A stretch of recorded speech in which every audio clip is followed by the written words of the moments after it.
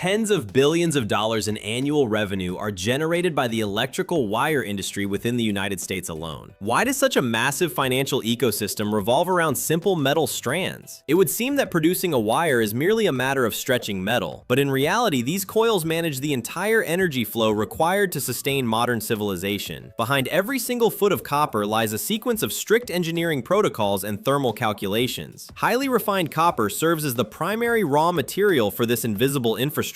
One can notice how the metal is drawn through a series of precision steel dies to reach its final exact dimensions. The process is only gaining momentum as the bare strand moves toward the coating stage. Here, the wire is encased in layers of specialized insulation designed specifically to withstand extreme heat and resist environmental moisture. A deviation of just a few thousandths of an inch in the thickness of this protective layer can lead to catastrophic overheating or short circuits. Safety risks remain the primary concern for engineers monitoring the extrusion line.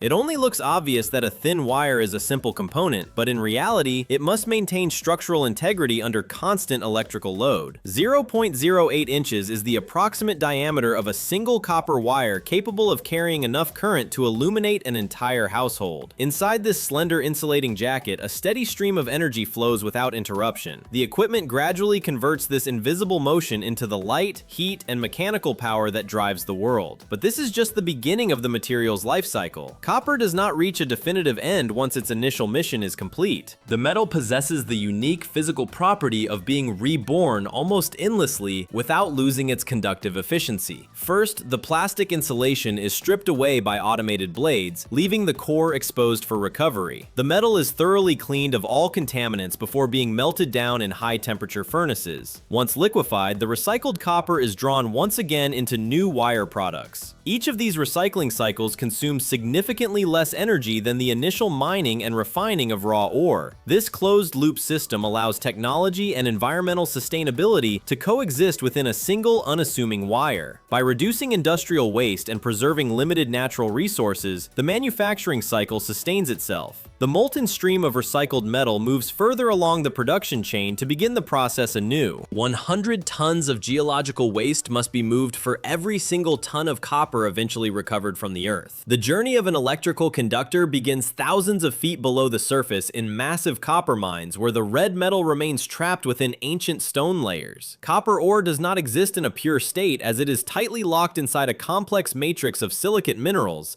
dense soil, and various chemical compounds. Why is such a massive industrial effort required to extract a seemingly common metal? It only looks obvious that the metal should be easily accessible, but in reality, humans must drill, blast, and strip away layer after layer of the Earth's crust. This process involves lifting thousands of tons of raw rock to the surface every 24 hours just to isolate a minimal fraction of usable copper. On average, producing just 1 pound of refined metal requires the processing of between 200 and 1,000 pounds of raw ore, depending on the specific metallic grade of the deposit. One can notice how the value of copper is derived not from its natural abundance, but from the immense precision required to extract it from such a colossal mass of waste material. Most modern extraction sites are operated as gigantic open-pit mines, reaching depths of hundreds of feet and spanning several miles in width. From an aerial perspective, these sites resemble gargantuan funnels carved systematically into the surface of the planet. Hundreds of ultra-heavy haul trucks, each capable of carrying more than 300 short tons of rock, move in a continuous loop between the extraction pit and the processing facilities. The volume of material being shifted is so immense that an entire city could be constructed from the rock removed in just a few days of operation. But this is just the beginning. After leaving the mine, the ore remains nothing more than solid boulders, with the valuable metal still locked inside its crystalline structure. To reach the copper, the first critical phase is primary crushing, which shatters the rock to free the mineral particles. At the crushing plant, the ore is reduced through multiple successive stages, transforming from large boulders into gravel and eventually into a fine, dry powder. It is visible how the equipment gradually breaks the material down as finer particles allow copper-bearing minerals to separate more effectively from the surrounding waste rock. This prepares the material for the next stage of concentration. Everything only gets more complicated as the powdered ore is fed into the flotation process. Water, air, and precise quantities of specialized chemicals are combined in large tanks to create millions of microscopic bubbles. The copper-bearing mineral particles attach themselves to these bubbles and rise to the surface as a thick froth. while the heavier, worthless rock fragments sink to the bottom. This represents the first true separation step, where the metal is isolated from the rest of nature. The resulting copper concentrate contains between 25 and 35% copper, which is a dramatic increase from the initial 0.51% found in the raw ore. Although this substance is not yet pure metal, the concentration stage is a decisive turning point in the production chain. It transforms mountains of seemingly useless stone into a concentrated metal resource with significant industrial value. The process is only gaining momentum as the material moves into the metallurgical phase. After the stages of crushing and flotation, the concentrate is still a mineral compound rather than a finished metal. Why must the concentrate undergo such extreme thermal treatment?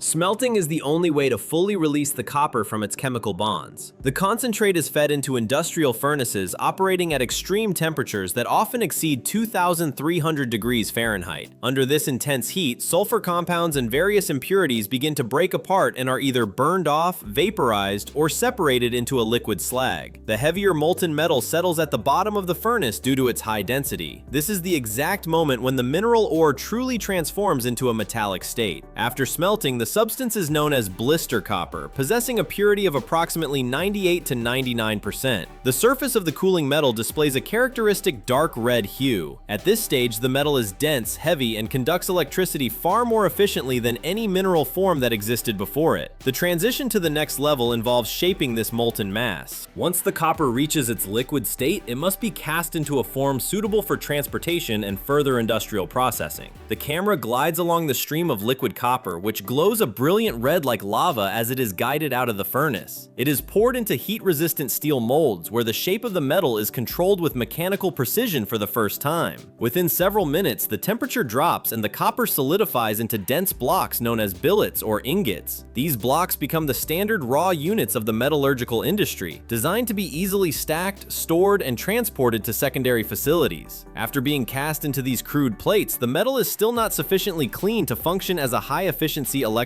conductor. Tiny impurities remain trapped inside the grain structure, and while they are nearly invisible to the naked eye, they are significant enough to reduce the efficiency of power transmission. To meet the rigorous standards of the global electrical industry, the copper must undergo an absolute purification step known as electrolytic refining. The crude copper plates are suspended in massive tanks filled with a specialized electrolytic solution. When an electric current is applied, the surface of the metal slowly dissolves atom by atom. Each copper atom separates from the crude anode plate and migrates through the liquid solution to the opposite side. One can notice how these atoms settle onto the cathode plates, forming a new layer of copper that is noticeably brighter, purer, and more uniform in its internal structure. This chemical reorganization happens gradually and continuously over several days. The final result is a series of copper sheets with a purity of 99.9%. This is the specific level of purity required for modern electrical power systems, sensitive electronics, and long-distance energy transmission. It gets more complex further on as the copper is prepared for its final physical transformation. After reaching this peak level of purity, the copper sheets are melted once again and cast into long billets with a circular cross-section. This specific geometric shape is ideal for entering the high-speed wire-forming machinery. From this point forward, the copper is no longer a heavy, stationary block of metal. The copper billets are fed into an automated rolling system equipped with multiple pairs of continuously rotating rollers. Each set of rollers exerts immense pressure, pressing the metal closer together and reducing its diameter while simultaneously increasing its total length. With every successive pass through the mill, the billet changes from a thick, heavy rod into a thinner, perfectly round copper bar with a smooth, polished surface. The mechanical pressure does more than just reshape the exterior. It compacts and aligns the internal molecular structure of the metal. This alignment ensures the future wire is both highly ductile and physically strong.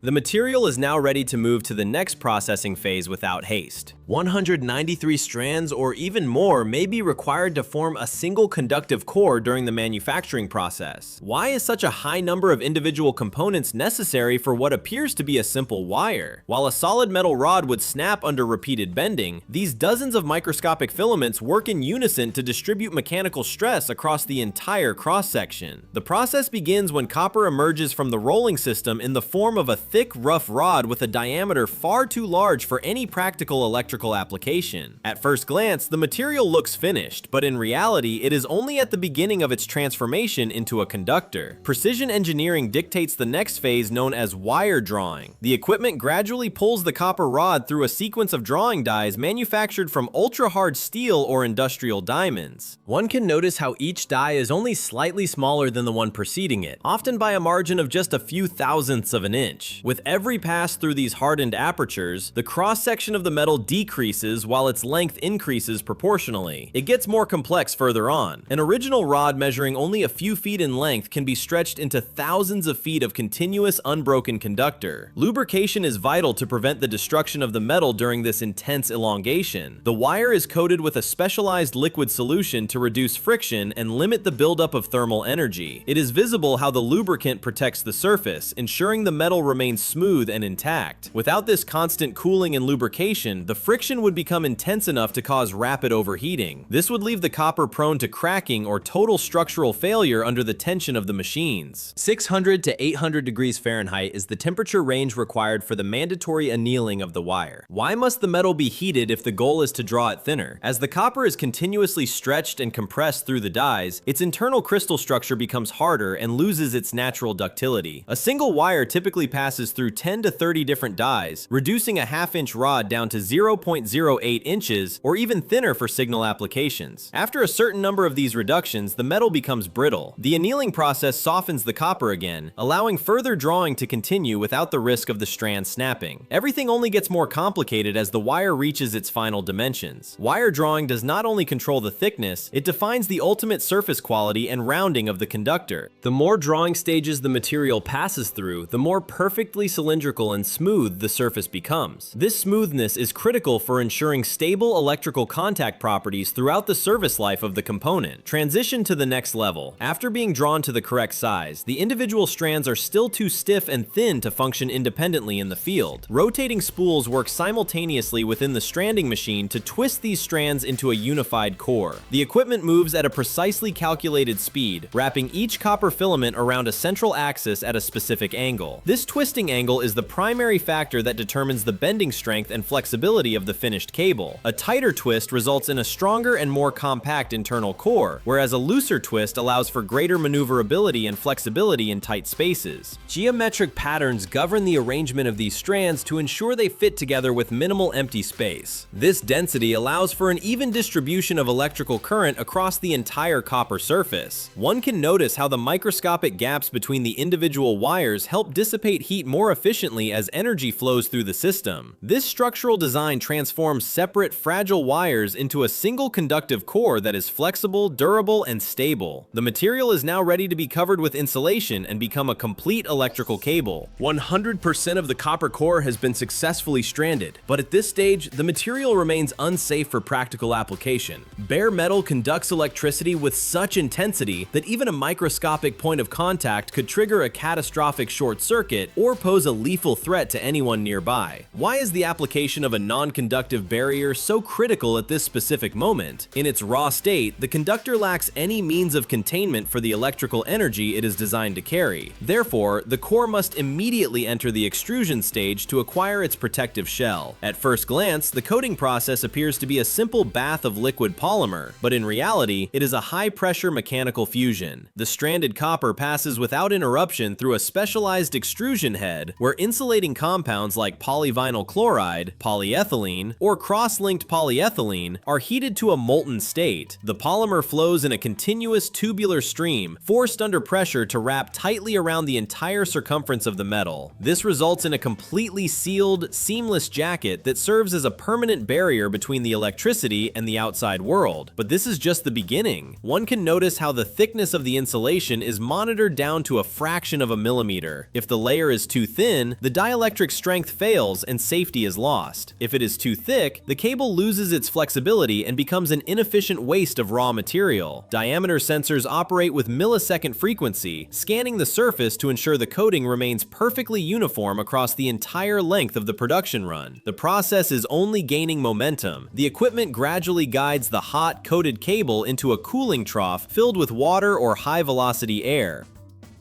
It is visible how the sudden temperature drop causes the plastic to solidify instantly, locking the protective jacket into its final shape and bonding it firmly to the internal copper. At this point, the surface transitions from a soft melt to a smooth, durable finish. Everything only gets more complicated as the stabilized wire moves toward the winding station. Before the wire reaches the rotating spool, it must pass through a precision tension control system to maintain a state of perfect mechanical equilibrium. If the tension is too low, the cable will sag and tangle during the winding cycle. Conversely, if the tension is too high, the force may stretch the copper or permanently deform the newly applied plastic insulation. The spool rotates with a steady rhythm while a lateral guiding arm oscillates back and forth across the width of the drum. Metal lays in even parallel loops as each turn is positioned exactly beside the previous one to build a uniform coil. One can notice the jewelry-like precision of the layers, as any uneven winding would result in a distorted coil that is prone to knotting when the end user attempts to unroll it. Throughout this phase, sensors track the exact length of the wire in real time. Transition to the next level occurs once the preset footage is reached, at which point the system triggers an automatic cut and secures the loose end. The finished coil is then transferred to the packaging zone to prevent any degradation from moisture, dust, or physical collisions. Each unit is encased in a layer of heat shrink film or industrial plastic wrap to provide a hermetic seal. For larger, heavier coils, the equipment applies high-tension plastic straps or steel bands to ensure the loops do not shift or loosen during the rigors of transit. Technical specifications, including the cross-section, voltage rating, and manufacturing date, are printed directly onto the labels for identification.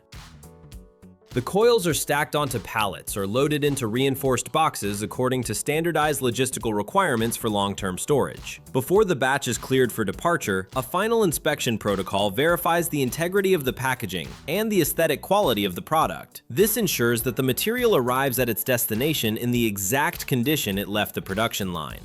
The copper has been transformed into a finished technological product, ready for integration into the electrical grid. 1,500 meters below the surface is where the transformation of copper begins. Why must this red metal undergo such an extensive journey of chemical and physical refinement before it can serve as electrical wire? It seems simple to extract a conductive material and shape it into a strand, but without the precise sequence of forming, drawing, and stranding, the raw geological resource would lack the structural integrity and conductivity required for modern power grids. The process is only gaining momentum. Automated systems oversee the transition from refining to insulation and winding with millimeter precision. One can notice how the equipment gradually pulls the copper through diamond dies, reducing its diameter while increasing its tensile strength. It only looks obvious to wrap a wire in plastic, but in reality, the insulation must be applied at specific temperatures to ensure a flawless seal against the environment. Everything only gets more complicated. Modern engineering combines with ancient geology to maintain a production system that operates 24 hours a day without pause. The camera glides along the high-speed winding stations where thousands of meters of finished wire are coiled onto heavy industrial spools. Each stage of packaging is calculated to prevent oxidation and mechanical damage during transport to the final destination. Industry and science converge here to transform raw earth into the silent foundations of global infrastructure. It is visible how the metal lays in even layers, representing the culmination of a massive industrial chain. This complex evolution from ore to high-tech conductor highlights the immense scale of human technical achievement. The copper moves forward along the production line, prepared for its role in the global energy network.